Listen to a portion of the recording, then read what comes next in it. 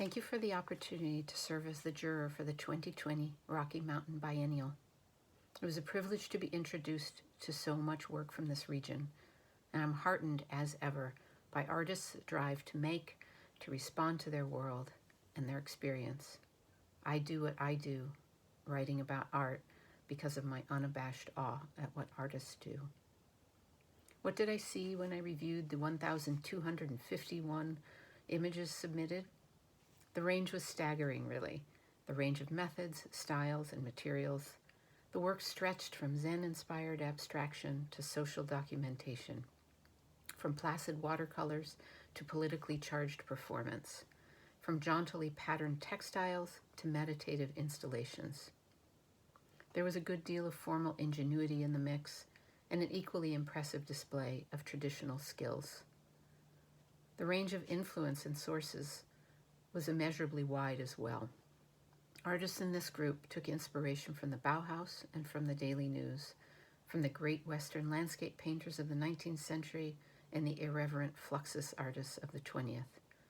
They sought guidance from the Bible and from looking in the mirror. There was work that engaged with myth and with ritual grounded in a spiritual practice and also in an art-making practice. There's a tremendous amount of feeling embedded in all of this work. So much joy, sensual delight, and humor. But here too, the range was great. The work spanned from celebrations of love to condemnations of lynching. Some work emerged from a spirit of playfulness, and some came from a place of pain, loss, and grief. If there is one subject that prevailed above all others in this pool of entries, it's the natural world. Respect for its splendors and mysteries was widespread, as was concern for its use and misuse. Many artists called attention to threats that endanger the environment. Many more paid homage to nature's precious beauty. Beauty persists, and the human impulse to find nourishment and solace from the beauty of nature is, in times like this, a survival strategy, and across time, sustenance for the soul.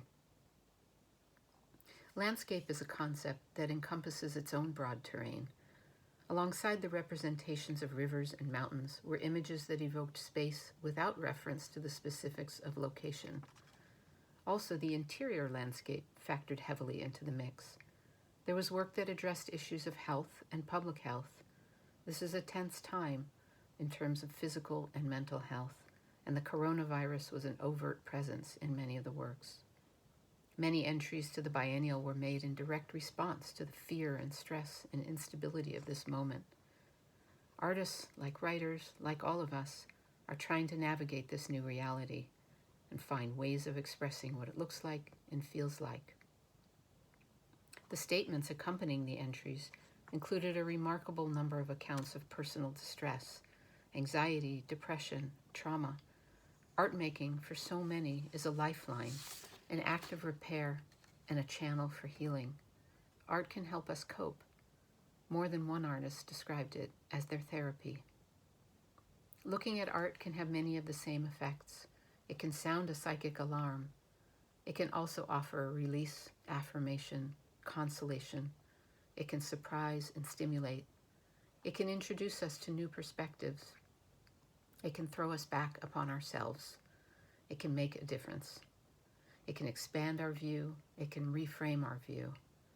One of my favorite definitions of what art is, what it does, comes from the artist Robert Filliou, who said, "Art is what makes life more interesting than art."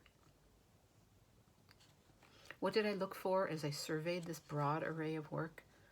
There isn't an easy answer to that question, in part because of the tremendous variety of the entries. But to put one misunderstanding to rest, I can tell you that the process has nothing to do with objectivity. It's not about fairness. I am a jury of one, and the jurying process is rooted in subjectivity, my own personal taste and predilections, inflected by professional experience. From the same pool of entries, another juror would have chosen a different show. I might have chosen a different show at a different time. This selection represents my response to the given selection at a specific point in time. It is subjectivity in action and something to be celebrated and embraced. In defining then what it is I'm looking for, it's really a question of what I respond to. I don't have preconceived criteria in mind because that's untenable. Any criteria that would apply in all circumstances would be so general that they wouldn't be very meaningful. How could a standard applied to a site-specific architectural installation also apply equally well to a calligraphic treatment of the Book of Genesis, to use simply 2 examples from this biennial? What matters to me is the nature and quality and intensity of my encounter with the work. Does the work invite me to look closer and spend more time? Does it generate a physical response, an emotional response, a visceral response, an intellectual response? Does the work linger in my mind like an unanswered question? Work that resolves itself in the moment has little more to give. Does the work sustain my curiosity beyond the initial impression? Does it make a difference? One note here about looking at art. Looking at it only in digital form is a drawback, to be honest. It's the only way a show like this can happen, and I'm grateful that this show is happening. But the work I see on my screen is not the work I would see in person. On screen, we miss out on scale and texture, on surface qualities and the effects of light, on the way a piece resonates in its site, on the wall or floor or outdoors, and on the way it resonates in our own bodies. I can read the numbers specifying a piece's dimensions, but I can't feel its size. I can learn what materials were used, but I can't sense the surface.